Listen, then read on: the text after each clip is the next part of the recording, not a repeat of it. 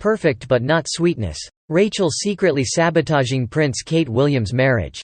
Greetings and a gracious welcome to the World of Royal Staffs channel. In a new book by royal author Tom Quinn, titled Gilded Youth: An Intimate History of Growing Up in the Royal Family, it's been revealed that Prince William and Kate Middleton have nicknames for each other. But don't be fooled by their public personas. The book claims that behind palace doors, the couple can be just like us. According to exclusive testimony from palace staff and insiders, the Duke and Duchess of Cambridge have terrible rows where they throw things at each other.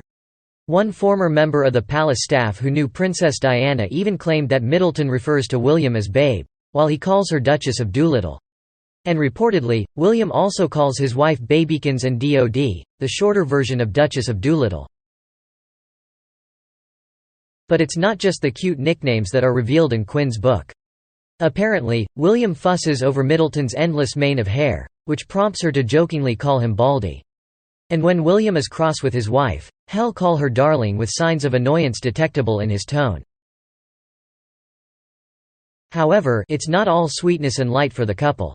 The book also claims that the big stress for William and Kate is that they're constantly surrounded by palace aides. It's like a Jane Austen novel, Quinn told Fox News Digital.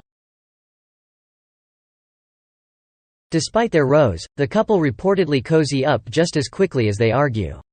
And according to Quinn, Kate is very much the calm one, while William is the one who's a bit hot-headed. In fact, Harry's book recently exposed that William's temper can get the best of him. But Kate is very level-headed and often pours oil on troubled waters, saying let's not stir things up. While the book is full of fascinating insights into the royal family's traditional upbringing, it's the revelations about William and Kate's nicknames and arguments that are sure to get people talking. But before we get too carried away, let's remember that this is just another attempt by the media to paint the royals as just like us. In reality, they live in palaces, wear crowns, and have staff to attend to their every need. So let's not forget that while we might share the occasional nickname or argument with our significant other, we're not exactly living the same life as the Duke and Duchess of Cambridge. Kate Middleton, the Duchess of Cambridge, has been described in a new book as having a Buddhist calm. However, behind closed doors, even the royal couple's relationship is not immune to conflict. According to author Tom Quinn's book, Gilded Youth: An Intimate History of Growing Up in the Royal Family, William and Kate argue and say unkind things to each other like any other couple. But while Kate has an innate ability to pacify, William, who faced emotional turmoil as a child due to his parents' divorce and the subsequent media attention, hates confrontation and often gives in.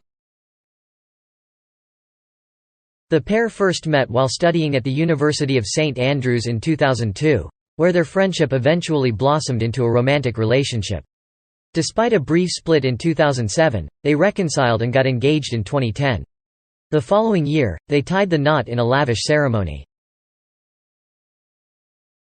Quinn's book highlights how Kate's ability to maintain her composure has been essential in navigating the traditions of the British royal family.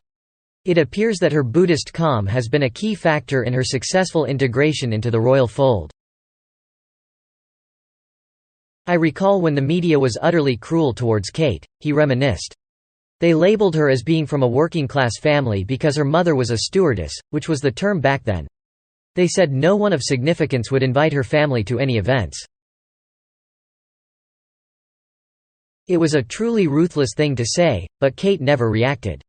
She didn't complain or write to the press. She remained silent, and that was the best course of action. Her composure demonstrated how unfazed she was by such things, and eventually, the negativity vanished." Both Meghan Markle and Kate faced the same harsh press coverage, he went on. But Meghan chose to vocalize her thoughts on the matter, stating it was unjust, unkind, and terrible. By doing so, she only prolonged the story's life for weeks. In contrast, Kate simply ignored it. Her response was wise. Even when she and William had disagreements, she continued to ignore any negative attention. If their marriage were genuinely struggling, then both Harry and Meghan must be extraordinary actors. Harry, in particular, must improve his acting skills and smile more often. While we know that picking fights before public appearances is a narcissistic trait, your forced smile, his scowl, and your tense body language don't convey a happy marriage. It is no secret within the royal family that the Prince and Princess of Wales don't want to portray themselves as the perfect couple everyone should emulate, Quinn shared. They experience the same frustrations as any other couple, such as being angry with each other or not talking for a day. They want to be seen as an average couple dealing with everyday life stresses, work, and raising children. So, they are still passionate and deeply in love. It's natural for a couple to face challenges while navigating life together.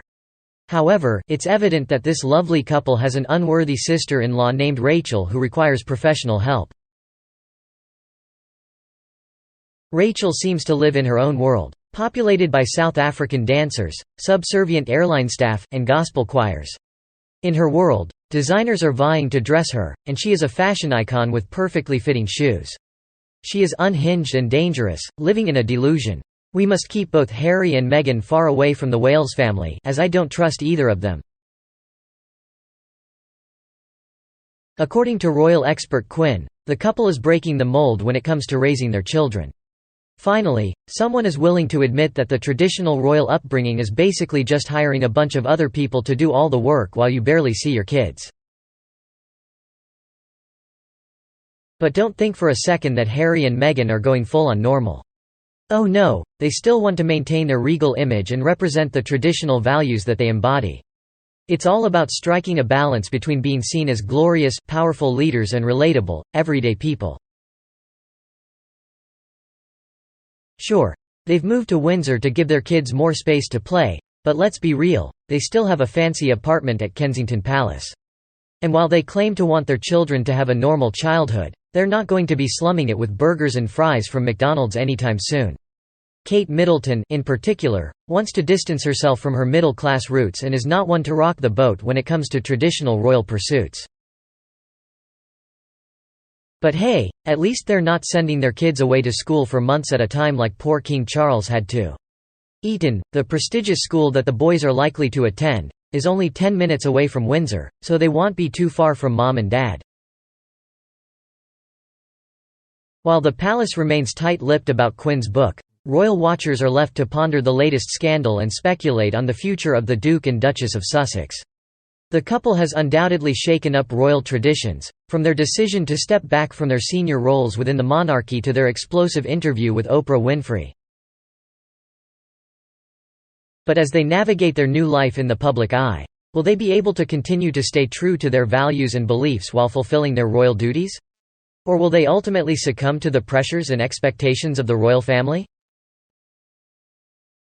Only time will tell. As the world watches with bated breath, we can only hope that Harry and Meghan continue to pave the way for a more modern, inclusive, and compassionate monarchy.